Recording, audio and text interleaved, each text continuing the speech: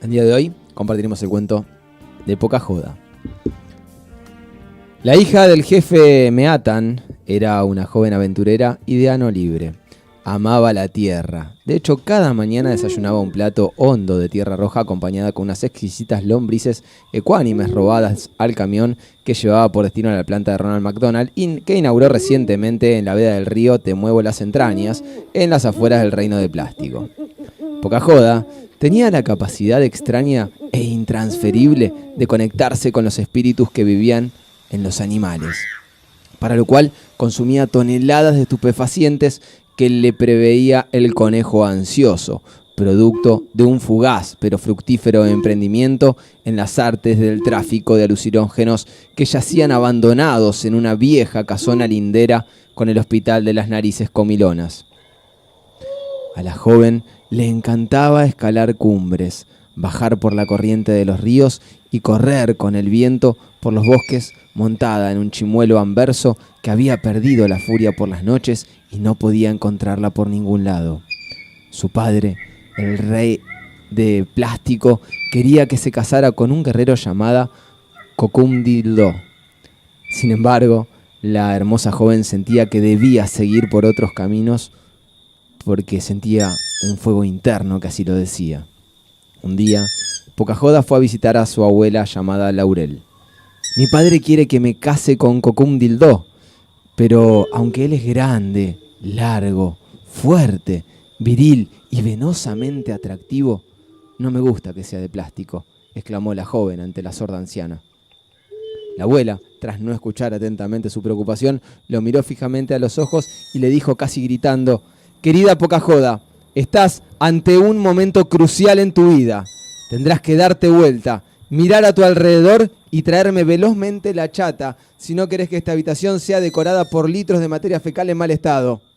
Pocahontas se desesperó ante la inminente explosión marrón anunciada por la vieja sorda, pero su búsqueda fue en vano, ya que la abuela, además de sorda, era senil y nunca había comprado una chata, esperando que el empomi se la diera como reconocimiento a sus 3 años de aporte cuando trabajó como despachante de aldanas en el reino de las aldanas, justamente. Sin embargo, la joven era muy astuta y no iba a permitir tremendo desastre sin hacer nada al respecto, por lo que en un rincón yacía abierta una caja fuerte de 154 centímetros cúbicos con combinación marsupial. Sin dudarlo, Pocahontas metió a la vieja dentro del cofre de seguridad y la cerró por completo.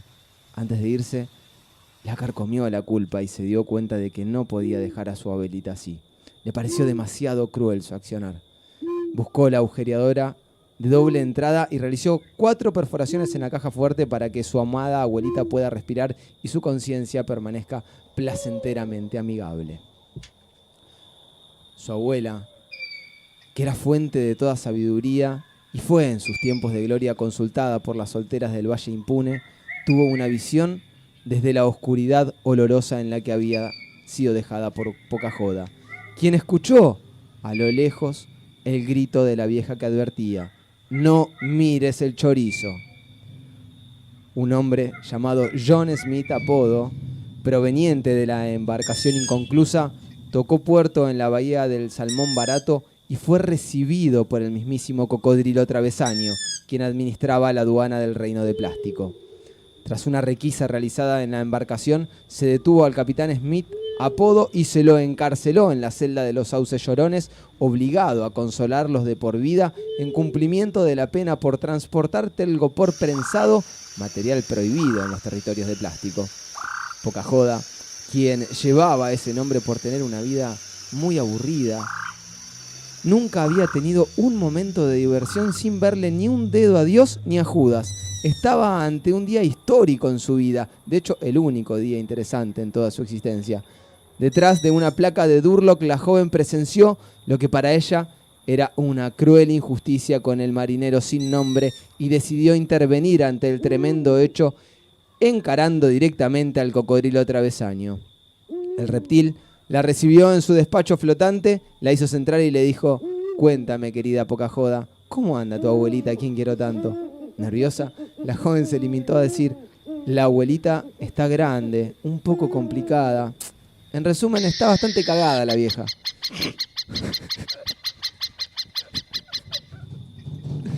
Conmovido por la noticia, el cocodrilo exhibió una lágrima de idem y le preguntó a Pocajoda: ¿qué te trae por aquí? Es que vi lo que le hicieron a ese joven y me parece una injusticia. No pueden hacerle eso. Además, siento que me había empezado a enamorar de solo conocerlo y tengo un fuego interno que me lleva a querer pasar la vida con él, esgrimió, enamorada y emocionada Pocajoda. No te preocupes, querida mía, dijo el reptil. Todo en la vida tiene solución. Serás encerrada junto a ese marinero y juntos serán los dos consoladores de los saucellorones de por vida. Inmediatamente irrumpieron los Umpa Lumpa y a punta de lanza de marfil peruano se llevaron a la joven a su encierro natural. Mientras Pocajoda y John Smith Apodo se hacían amigos y se miraban en silencio durante días y noches, los tripulantes del barco y los miembros de la aduana se hacían enemigos y la guerra era inminente. Balas de plástico eran disparadas desde la orilla y bloqueadas por escudos de telgopor súper prensado. Tras la sangrienta contienda, miles de Umpa Lumpa quedaron tendidos por una intoxicación con poliestileno expandido, ya que no pudieron contener su adicción a ese material y se comieron toda su mercadería incautada, mientras que la embarcación fue devorada por Guido Zuller tras un raro experimento del Dr. Totti, en el cual lo había convertido en una ballena gigante con manos de pulpo y cola ansiosa. El cocodrilo travesaño, ante el inminente desastre, huyó hacia otros cuentos en búsqueda de nuevos destinos, llevándose consigo a 2 lenguas vivas y un libro sin leer con el fin de fundar un nuevo idioma, registrarlo y vendérselo a Google antes de que llegue el invierno en el Ecuador. Pasada la gresca y con el desastre consumado, mientras en el aire parecía nevar producto de la inmensidad de bolitas de telgopor que flotaban en el reino de plástico, nadie se acordó de Pocajoda y el marinero encarcelado. Tras mirarse durante días, Pocajoda, a esta altura sumamente enamorada de Smith Apodo, habló y dijo: «Cuéntame, querido árbol, ¿por qué no dejas de llorar?». Fue entonces cuando el árbol abrió los ojos, la miró y le dijo: «Necesito un ovasal». La joven sacó de su morral, ganado en supervivencia al desnudo, y le sirvió en sus raíces el brebaje estomacal y el árbol se abrió de par en par, dejando así en libertad a sus reclusos, agradecidos por acabar con su llanto y sufrimiento de tantos años. Los jóvenes enamorados corrieron con vuelo lateral hasta encontrar un rincón en la cueva del oso putoso que se había ido de viaje. El desenfreno se apoderó de la situación, se desprendieron de sus vestimentas y justo en el preciso instante en el que Pocajoda iba a sentir la felicidad interior, apareció una inoportuna luciérnaga que iluminó el centro cósmico del joven Smith, develando su pequeñísimo secreto.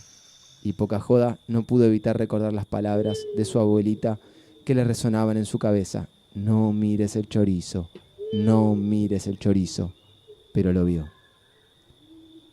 Los estereotipos le pesaron más que su amor y creatividad y Pocajoda huyó despavorida, dedicando el resto de su vida a una célibe vida, consolando sauces llorones por el resto de sus días. En lo que respecta al marino, sin nombre, fue sorprendido por el oso putoso, quien lo tomó por esposo y lo disfrutó muy mimoso, hasta que murió trágicamente 3 días después atragantado con leche de coco.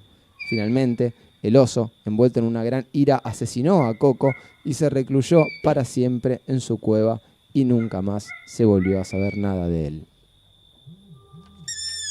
Qué profundo, ¿eh?